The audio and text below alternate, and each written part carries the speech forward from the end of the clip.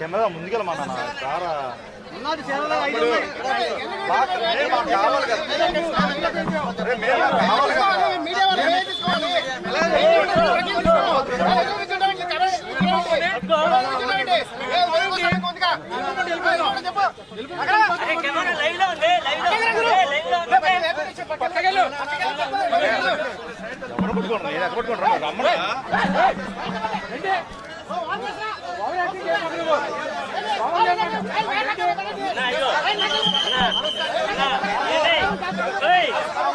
మీకోసం వచ్చారు ఇక్కడ.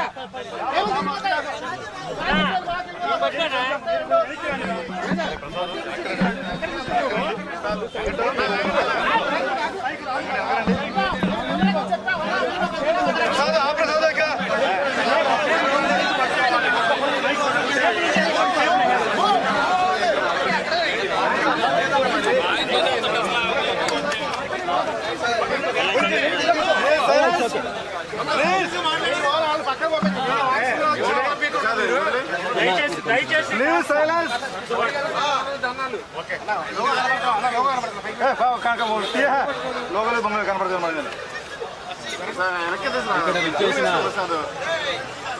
వెనకరా ఓకే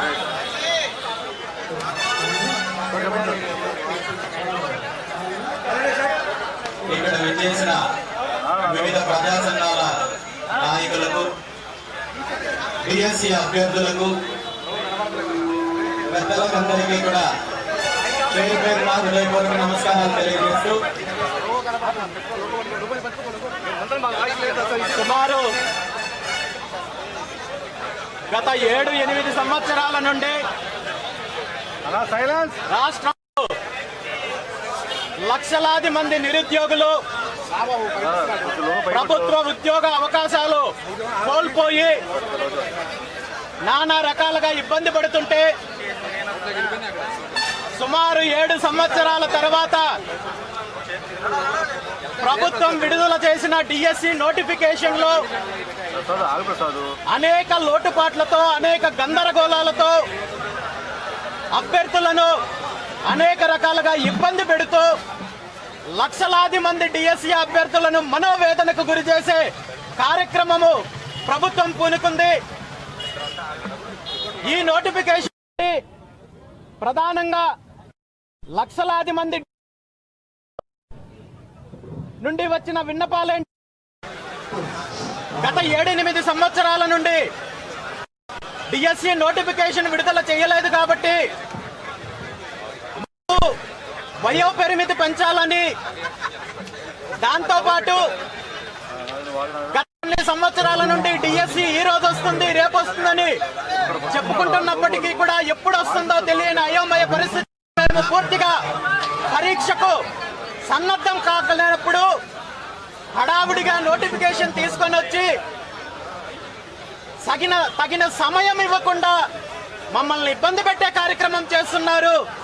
కనీసం మాకు 90 రోజుల గడువు ఇవ్వాలని చెప్పి లక్షలాది మంది నిరుద్యోగ అభ్యర్థులు కోరుకున్నప్పటికీ, దాంతోపాటు డిఎస్సి అంటేనే డిస్ట్రిక్ట్ సెలక్షన్ కమిటీ, అంటే జిల్లాకు ఒకే పేపరు, ఒకే పరీక్షా విధానాన్ని అమలు చేయాల్సిన ప్రభుత్వము ఒక్కొక్క అభ్యర్థికి ఒక్కొక్క పేపర్ ఇవ్వడం ద్వారా నిజమైన అర్హత ఉన్న అభ్యర్థులకు కాకుండా లాటరీ ద్వారా ఉద్యోగాలు పొందే పరిస్థితి కల్పించారని చెప్పి లక్షలాది మంది నిరుద్యోగులు, డిఎస్సి అభ్యర్థులు ప్రభుత్వాన్ని అన్ని రకాలుగా విన్నవించుకున్నప్పటికీ ప్రభుత్వం మొండిగా మూర్ఖంగా ముందుకెళ్లే కార్యక్రమం చేస్తోంది.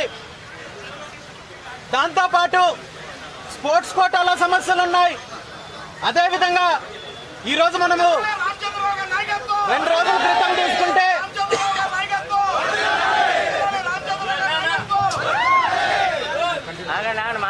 దేశవ్యాప్తంగా నిర్వహించే నీట్ లాంటి ఎగ్జామ్ లో కూడా నార్మలైజేషన్ వ్యవస్థ వద్దు అని సుప్రీంకోర్టు స్పష్టంగా చెప్పినప్పటికీ ఆంధ్రప్రదేశ్ రాష్ట్ర ప్రభుత్వం విద్యాశాఖ మాత్రము మొండిగా ముందుకెళ్లే కార్యక్రమం చేస్తోంది కాబట్టి దీనికి నిరసనగా ఈరోజు డిఎస్సి అభ్యర్థులతో కలిసి బీసీవై పార్టీ పోరాటానికి వచ్చింది. ఈ రోజు ఇక్కడ నిరసన కార్యక్రమం చేయడంతో పాటు ప్రభుత్వానికి కనువిప్పు కలిగేంత వరకు ఈ పోరాటం కొనసాగిస్తాము. ఇప్పుడు ప్రభుత్వ పెద్దల్లో ముఖ్యంగా విద్యాశాఖ మంత్రి గారికి కనువిప్పు కలిగించడానికి పాదయాత్రగా అంబేద్కర్ గారి విగ్రహం వరకు వెళ్లి అంబేద్కర్ గారికి వినతి పత్రం సమర్పించే కార్యక్రమం చేస్తున్నాము. డిఎస్సి అభ్యర్థులకు న్యాయం జరిగేంత వరకు పోరాటం కొనసాగుతుందని చెప్పి ఈ సందర్భంగా తెలియజేస్తున్నా. Thank you.